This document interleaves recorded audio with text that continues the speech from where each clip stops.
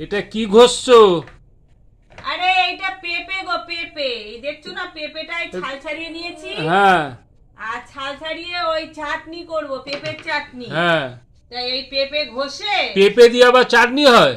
হ্যাঁ, এই তো তাই? পেঁপে ছাড়িয়ে দিয়েছি। দেখছো না কত বড় পেঁপেটা ও, ছাড়িয়ে আমি নিয়েছি। শুনেছি একটা আদা পাওয়া যায়, আম আদা।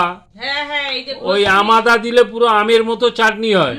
এই যে ঘষছি, এই পুরো পেঁপেটা ঘষবো। বিয়ে বাড়িতে ওই আম আদার চাটনি করে, লোকে মনে করে হ্যাঁ। আমের চাটনি খায়। তো দেখো আজকে আমের চাটনিটা আমি এই করব, এই আম আদা দিয়ে? হ্যাঁ, আম আদা দিয়ে এই পেঁপেটা চাটনি করব। কিভাবে দেখো, পুরো আমের মতো চাটনি খেতে? একদম আমের মতো খেতে লাগবে, কেউ বুঝতেই পারবে না যে এটা পেঁপের চাটনি। আচ্ছা। এই দেখো, এতে আমি এই পাতিলেবুর রস করছি। পাতিলেবু একটু কম আছে, তাই একটা গন্ধরাজ লেবু নিয়েছি। এইগুলো রস করে নেব প্রথমে। আর এইটা দেখছো, এটা কিন্তু আদা না, এটা আম আদা, একদম হুবহু আদার মতো দেখতে। এটাকে রস করেও নিতে পারো, আর এটাকে বেটেও নিতে পারো। আমি বেটে নেব, যেহেতু আমার কাছে কম আছে। আর এইটাকে আমি এখন রস করে আগে নেব, তারপরে আমি এটা করব। প্রথমে আমি কড়াইতে তেল দিয়ে, সাদা তেল দিয়ে দিলাম। তারপরে আমি তেজপাতা, শুকনো লঙ্কা আর পাঁচফোড়ন সেগুলোও দিয়ে দিলাম। এটা যখন ভাজা ভাজা হয়ে যাবে, তখন আমি এই পেঁপেগুলোও দিয়ে দেব। এটা একটু নেড়ে চেড়ে ভেজে নেব। এবার আমি সামান্য পরিমাণে হলুদ দিয়ে দিলাম। হলুদটা খুব বেশি দেওয়ার দরকার নেই। তারপরে আমি এক বাটি চিনি দিয়ে দিলাম, তবে মিষ্টির পরিমাণটা একটু বেশি করেই দিতে হবে।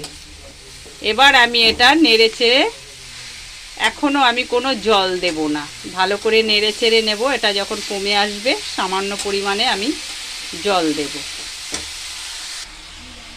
এবার আমি হাফ চামচ আম আদা দিয়ে দিলাম। দেখুন আমার পেঁপেটা একদম কমে এসছে, তাও আমি একটু কিছু বাতাসা ছিল সেগুলো দিয়ে দিলাম, কারণ এতে অনেকটাই মিষ্টি লাগবে, না হলে গ্রেভিটা তৈরি হবে না।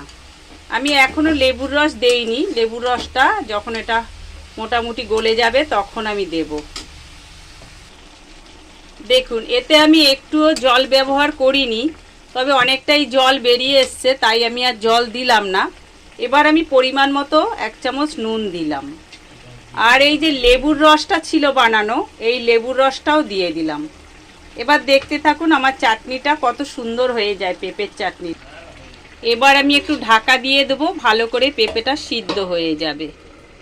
তো এটা সুন্দর যখন একদম গ্রেভি হয়ে যাবে, তখন আমি এটাকে নামাবো।